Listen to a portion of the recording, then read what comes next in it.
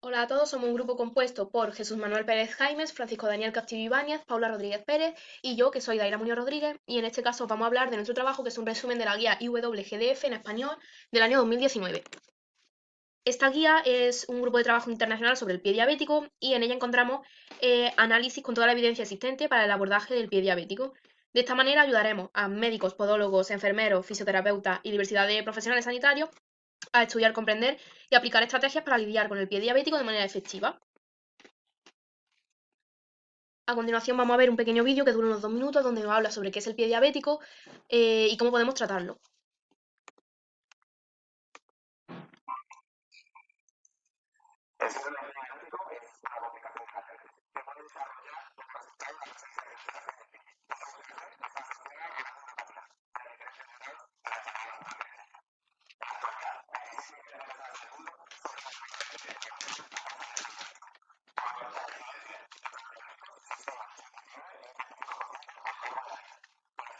Afectan más gravedad.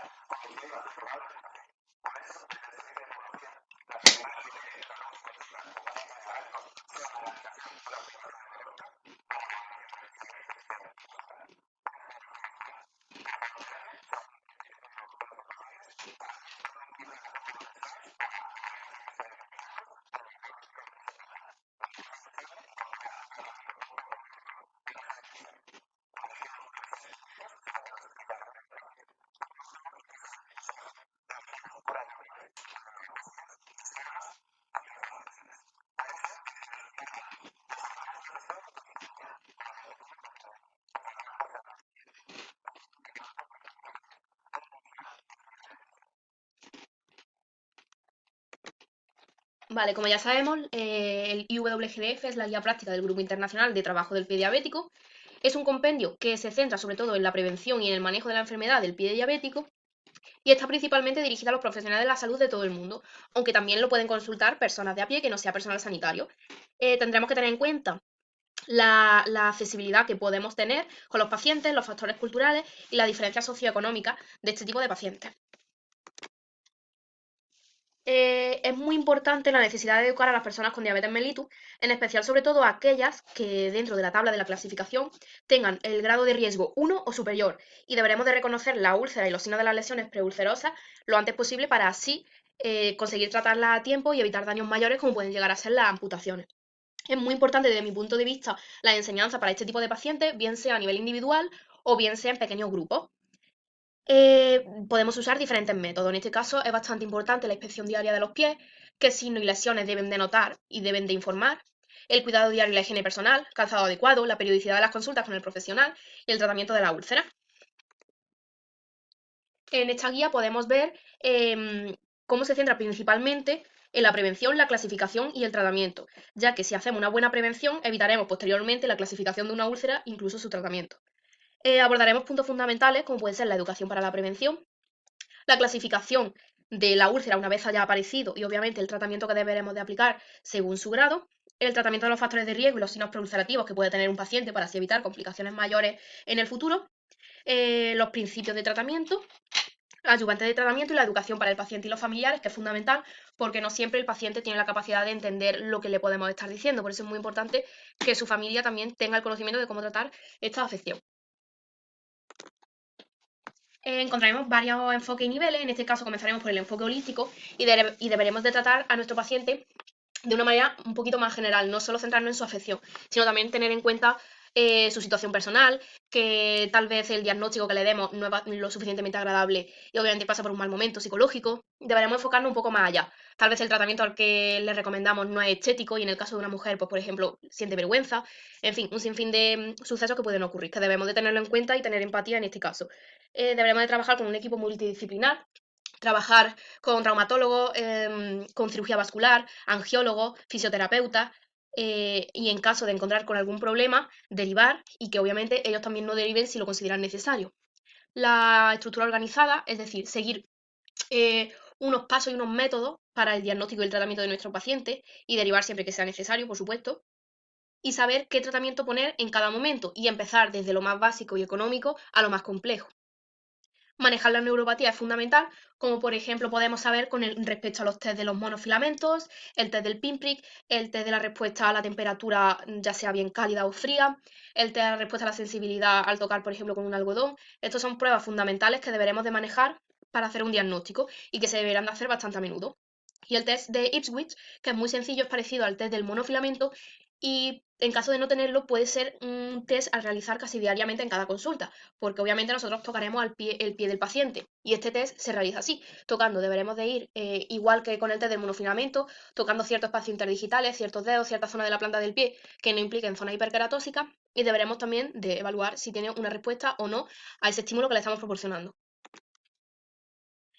Con respecto a identificando el pie de riesgo, es muy importante que realicemos un examen anual, así a nivel general, sobre todo las personas con diabetes mellitus, y aquí empezaremos a detectar si hay algún problema, si hay una pérdida de la sensación protectora o si hay algún tipo de enfermedad arterial periférica. Aquí también podrá ser interesante comenzar a derivar en caso de detectar alguna afección. Este examen incluye obviamente las pruebas que hemos estado hablando anteriormente de la pérdida de la sensibilidad, como puede ser el monofilamento del Semmelweis-Weinstein, el diapasón, el test táctil de Ipswich, y es fundamental, obviamente, porque veremos la evolución de nuestro paciente. Y cada vez que venga, podremos hacérselo. Y es muy importante respaldarnos en la evidencia científica de estos exámenes para prevenir las úlceras del pie en las personas con diabetes. Con respecto a la inspección y exámenes periódicos del pie de riesgo, es muy importante una revisión cada 6 o 12 meses. Obviamente esto irá variando en función del riesgo que tenga el paciente y el grado de úlceras que tenga, y iremos también evaluando sus factores de riesgo, antecedentes, deformidades, si tiene movilidad limitada o no, y otros factores asociados que harán que lo veamos más o menos a menudo. Ajustaremos la frecuencia, obviamente, con respecto a los resultados de los exámenes y las pruebas que vayamos realizando, y según el riesgo en el cual se vaya movilizando el paciente, y así iremos evitando problemas. Como ya sabemos, uno de los mayores problemas puede ser la amputación, bien sea de uno de los dedos o incluso del miembro completo. Por eso, realizando una buena inspección y exámenes periódicos, podremos evitar este tipo de daños mayores.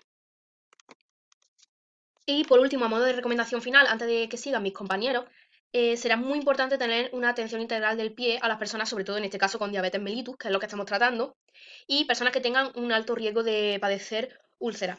Es muy importante que demos un cuidado profesional, que demos una educación sanitaria a este tipo de pacientes y a sus familiares, como ya hemos visto anteriormente, que se les recomiende un calzado adecuado, ya no sea bien solo porque sea un paciente con lesiones, sino por la edad, que puede sufrir más riesgo, que sea un calzado respetuoso, que se adapte a la anatomía del pie, que no le apriete, que no tenga tacón. Y es fundamental y básico para que todo esto en el paciente sea exitoso, que tengamos una organización dentro de la atención médica, que demos una medicina personalizada, ya que cada paciente es único y exclusivo y deberemos de adaptarnos a su caso, porque no todos van a evolucionar igual. Deberemos de generar una adherencia con el paciente, ya que la adherencia terapéutica al tratamiento es fundamental para ver una correcta evolución. Si el paciente no le gusta el tratamiento, no lo hace bien o tal vez simplemente no ha empatizado lo suficiente con nosotros, fracasaremos en este caso el tratamiento de una úlcera. Por ejemplo, puede ser que de un grado básico de lesiones preulcerosas se convierta en una amputación. Tendremos siempre que basarnos en la evidencia de las recomendaciones, en este caso, por ejemplo, en esta guía, y tener en cuenta los costos y efectividad de los tratamientos que pondremos. Siempre empezaremos desde lo más básico, más sencillo y más barato, e iremos evolucionando según necesidad. Es muy importante implementar el tratamiento preventivo y basado en la evidencia. Y ya, obviamente, esto no solo va a reducir la carga en el paciente, sino que disminuirá costos económicos a nivel de la seguridad social, porque reduciremos los ingresos hospitalarios, reduciremos las amputaciones y reduciremos, obviamente, daño psicológico que puede causar estas lesiones. Y a continuación van a seguir nuestros compañeros, pero antes vamos a ver unas imágenes y la pregunta es, ¿se podrían haber evitado estas situaciones teniendo en cuenta todo lo anterior explicado? ¿Podríamos, por ejemplo, haber evitado la situación de amputación de la última foto si hubiésemos detectado a tiempo una úlcera, tal vez en el primer dedo? ¿O podríamos haber evitado la generación de lesiones y úlceras con respecto a la aplicación de descarga en el pie que apreciamos en la primera foto? En fin, un sinfín de situaciones que podemos replantearnos. Yo voy a hablar sobre la guía sobre descargas de la úlcera en personas con diabetes. Como ha comentado antes mi compañera Daira, la guía del Grupo Internacional de Trabajo del Pie Diabético trata sobre las descargas para promover la cicatrización en úlceras de los pies diabéticos. Para evaluar la evidencia se aplicó el enfoque GRADE, en el que, en base a la evidencia y la opinión de expertos, se crearon recomendaciones. Aquí hay un breve resumen de lo que voy a explicar. Primero tendremos la primera opción, que se usarán dispositivos de descarga no removibles que lleguen hasta la rodilla. Como segunda y tercera opción, dispositivos de descarga removibles que lleguen hasta la rodilla o el tobillo. Como cuarta opción, un calzado especial junto con almohadilla de descarga. Y si ninguna de estas opciones funciona, pasaríamos a la cirugía.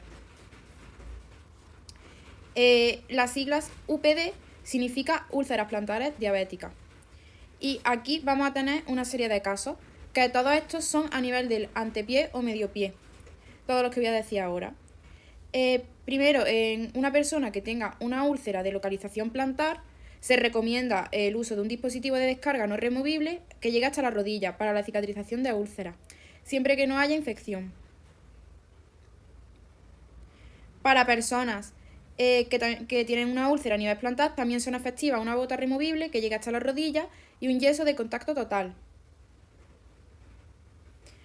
Para una persona con una úlcera a nivel plantar que tiene contraindicado el dispositivo no removible hasta la rodilla, se podría usar como segunda opción una descarga removible que llegase hasta la rodilla.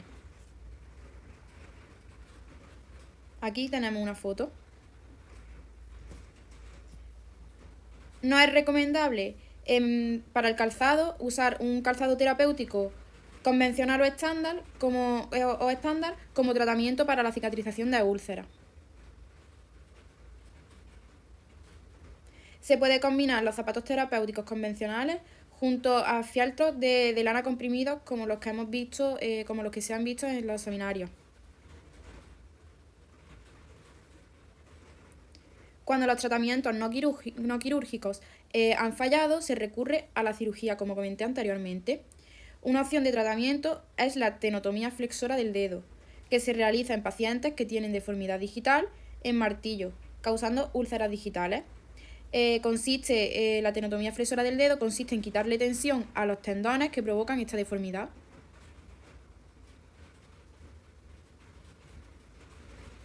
Para una úlcera que tenga infección o isquemia, dependiendo de la isquemia, se usará un dispositivo de descarga removible o no removible. Ahora, cuando hay úlceras en la zona del retropié, se usarán dispositivos de descarga hasta la rodilla para reducir la presión plantar que hay en el talón. Y por último, en úlceras no plantares, dependiendo del tipo y la localización donde se encuentren las úlceras, pues se podrán usar dispositivos de descarga removibles, se podrán hacer modificaciones en el calzado, se podrán usar separadores u órtesis. En este esquema es un resumen de lo que yo acabo de explicar y la verdad que está bastante bien. El siguiente tema es la guía sobre el diagnóstico, pronóstico y manejo de la enfermedad arterial periférica en pacientes con diabetes y úlceras en el pie. Hasta el 50% de los pacientes diabéticos con úlceras en el pie tienen la enfermedad arterial periférica. Esto aumenta el riesgo de tener problemas graves. Aquí hay una tabla de las características de la enfermedad arterial periférica, comparándolo en personas con diabetes y personas que no tienen diabetes. Algunas de las características, esta enfermedad es más frecuente en personas que tienen diabetes, suele afectar a individuos más jóvenes, más distal, etc. En una persona que tiene diabetes pero no tiene úlcera en el pie, se suele es muy importante realizar un examen anual del pie para ver la presencia de la enfermedad y así poder controlarla adecuadamente. En una persona con diabetes y con úlcera en el pie, debemos hacer una exploración más objetiva en el pie para poder evaluar la presencia de esta enfermedad.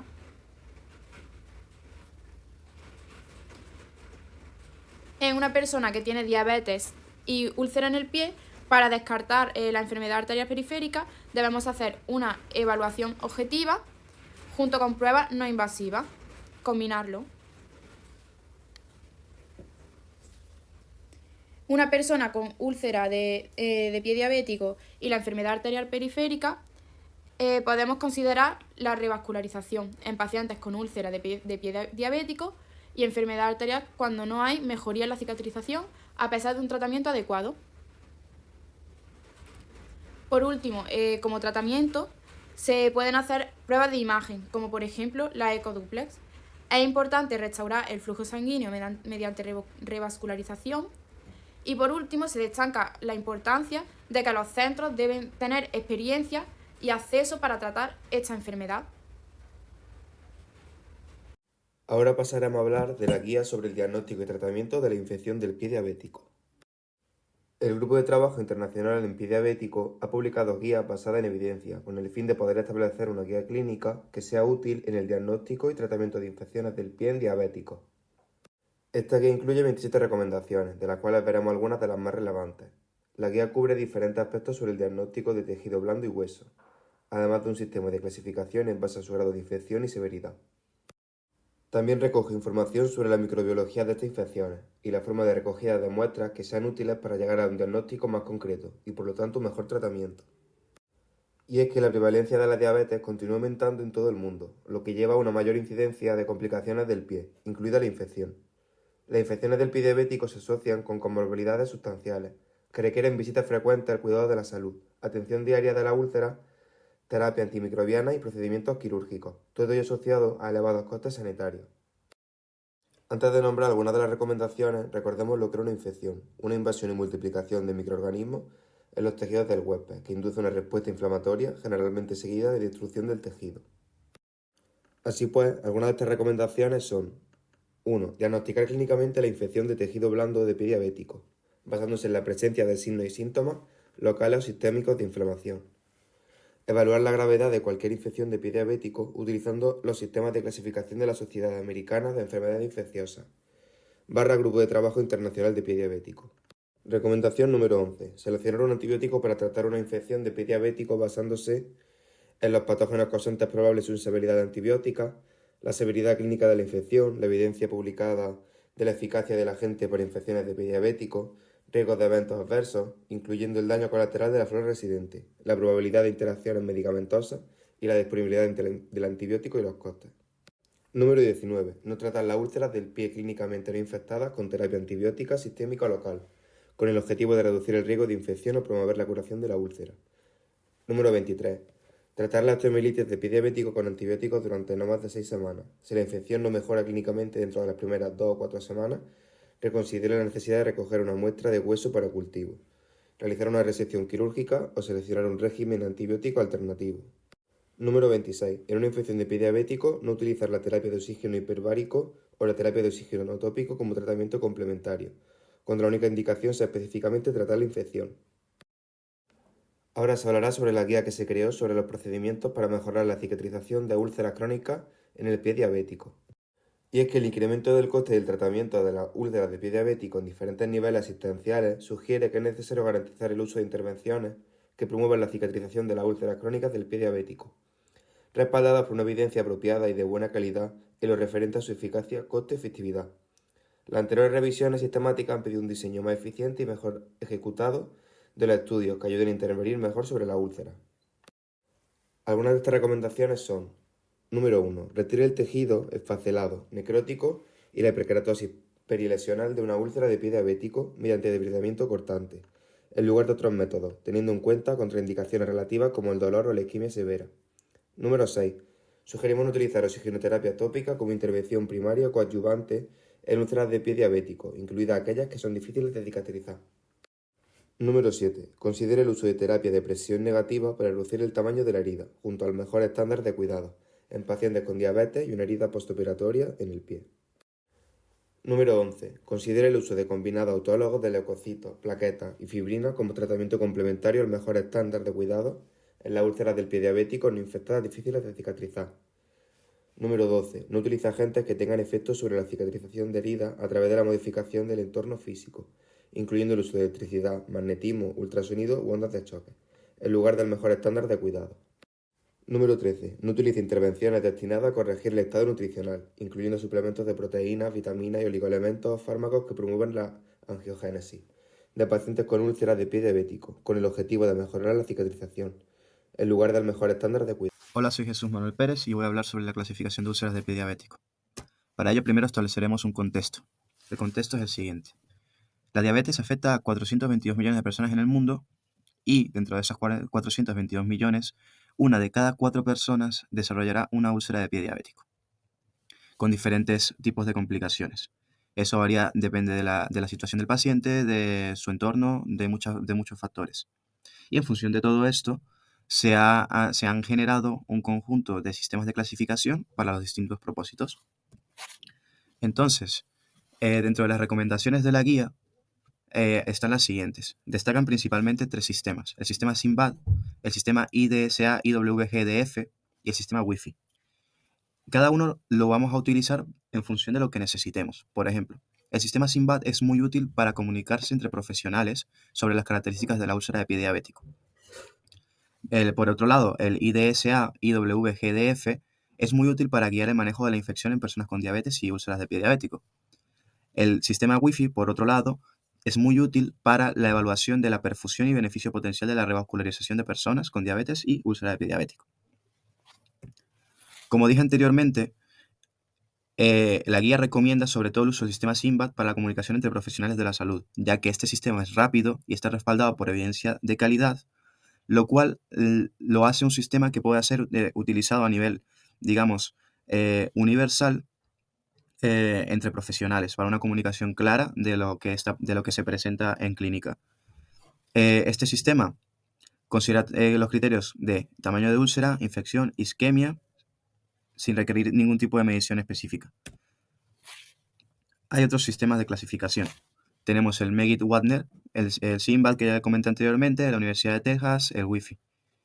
La Meggitt-Wagner no la recomiendan mucho en la guía porque es un poco simple y su utilidad es limitada debido a esa simplicidad. La clasificación Wi-Fi es muy compleja y además en ella hay demasiados factores como pueden ser isquemia, entre otros, que no son del todo útiles para la atención primaria. Por otro lado, el sistema de la Universidad de Texas clasifica por profundidad, infección e isquemia. Sin embargo, no considera en ningún momento la sensibilidad protectora o la sensación protectora ni el tamaño de la úlcera. Ahora vamos a adentrarnos un poco más en el sistema SYMBAD, que es uno de los que más recomienda, uno de esos 3 grandes sistemas que recomienda la guía. Es un sistema que vemos que tiene una puntuación de 0 a 1 y un total de 6 puntos. En ella encontraremos diversas casillas como son la localización, la isquemia, neuropatía, infección bacteriana, área, profundidad. Y en función de lo que nosotros observemos y apuntemos en nuestra, digamos, historia clínica o en este sistema, obtendremos una puntuación del 0 al 6, siendo el 0 la posición más favorable en la que no hay nada y siendo el 6 la posición menos favorable en la que hay un gran riesgo. Ahora vamos a hablar del otro gran sistema, que es el sistema IWGDF y DSA, que es el que utilizamos para hablar la severidad de la infección. Y gracias a él podemos, como sanitarios, decidir con mayor seguridad la necesidad de hospitalización o el riesgo de amputación que tiene nuestro paciente. Aquí vemos que divide la severidad de la infección en no infectado y luego leve, moderado y grave. Y cada casilla pues tiene sus diferentes características que tendremos que tener en cuenta para utilizar este sistema. El siguiente sistema, el último de este Big Three de sistemas, es el sistema Wi-Fi. Este sistema de clasificación evalúa el riesgo de amputación y beneficio de revascularización en pacientes con úlceras de pie. En este sistema vamos a basarnos en 3 cosas: la profundidad de la úlcera, la isquemia y la infección del pie. Es un sistema mucho más complejo porque dentro de cada categoría grande que acabo de mencionar, hay otras subcategorías que tenemos que tener en cuenta. ¿Esto qué significa? Que es un sistema mucho más exhaustivo y por ende es un sistema que va a requerir de mayor tiempo y es un sistema que por ende en fases primarias de atención realmente no es tan útil, porque a lo mejor con un sistema más sencillo que me permita tomar una decisión o encasillar en la situación del paciente sin tantas complejidades, es más útil al principio. Este sistema, al ser tan preciso y tan exhaustivo, también da muchos resultados muy buenos, como predecir curación, necesidad de revascularización, supervivencia sin amputación y mortalidad. Esto en estudios sobre este propio sistema. aquí vemos la primera casilla, que es la isquemia.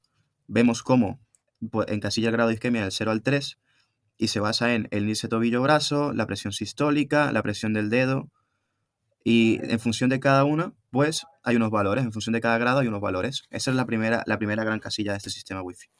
El segundo va a hablar de la úlcera, la profundidad de la úlcera. Vemos que lo clasifica del 0 al 3 de nuevo y va a hablar de la úlcera de pie diabético.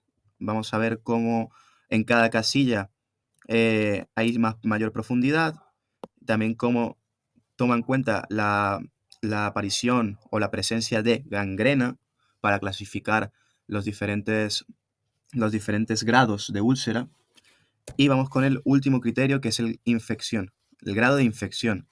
Seguimos clasificando del 0 al 3 y básicamente es a nosotros cuando hagamos la exploración, sobre todo la exploración a nivel de piel, a nivel de tejido cutáneo, podremos observar el estado de infección que tenga la úlcera. Entonces, en función de lo que nosotros veamos y anotemos en nuestra hoja de exploración, podremos luego encasillarlo en algún grado de este sistema Wi-Fi. A manera de conclusión, o un inicio de la conclusión, vamos a hablar sobre los otros sistemas de clasificación que hay. Y vamos a, digamos, describirlos un poco. Vamos a darle una breve descripción en función de lo que se pudo observar, o sea, lo que pude yo observar en la guía. El Meggy-Wagner básicamente es simple, pero poco preciso, porque omite factores claves. Es lo que hablaba con el tema Wi-Fi, pero es al revés, es todo lo contrario. Entre más simple sea un sistema, pues menor precisión va a tener. Entonces, pues eso es bueno tenerlo en cuenta. El de la Universidad de Texas es descriptivo, pero sigue careciendo de factores necesarios, factores claves. El sistema PEDIS es muy útil para investigación, pero para factores de paciente no es tan útil. El sistema SEWSS está validado, pero puede ser complejo. Y, a manera general, el texto destaca la falta de sistemas de clasificación satisfactorios, así como también la necesidad de unos sistemas universales. Sin embargo, sugiere el uso de este Big Tree que yo comenté, el SYNBAD, el IDSA, IWGDF y el Wi-Fi, en situaciones específicas para guiar la toma de decisiones en el manejo de la infección y la evaluación de la perfusión, sobre todo el Wi-Fi, porque es el que es más exhaustivo en esos aspectos. Esta sí que es la verdadera conclusión, y el texto concluye con una falta de sistemas de clasificación para guiar el manejo de úlceras de pie diabético y no existe un sistema universal. También nos recomienda utilizar guías específicas con diagnóstico y definiciones estandarizadas basadas en validez y fiabilidad, que al final se ganan con estudios. Ahora voy a hablar sobre la guía IWGDF del 2019 sobre el pie diabético. Para esto vamos a volver a contextualizar lo que se va a hablar, partiendo del punto de que desde 1999 el IWGDF empieza a publicar recomendaciones, utilizando el sistema GRADE para centrarse en prevención y tratamiento del pie diabético. El IWGDF siempre va a estar buscando una actualización, entonces va a ir actualizando sus guías desde 2007 y va a seguir utilizando este sistema GRADE para formular preguntas clínicas y recomendaciones. Perdón, se me coló una página. Esta no debería estar, lo siento. Ahora, en cuanto a las revisiones sistemáticas y recomendaciones de las guías del IWGDF 2019, básicamente vamos a decir que el IWGDF utiliza un enfoque estructurado basado en evidencia para desarrollar estas recomendaciones sobre el pie diabético. Se centra en la formulación de preguntas, una revisión sistemática, una evaluación de calidad de la evidencia y una redacción de recomendaciones respaldadas por este proceso que he descrito anteriormente.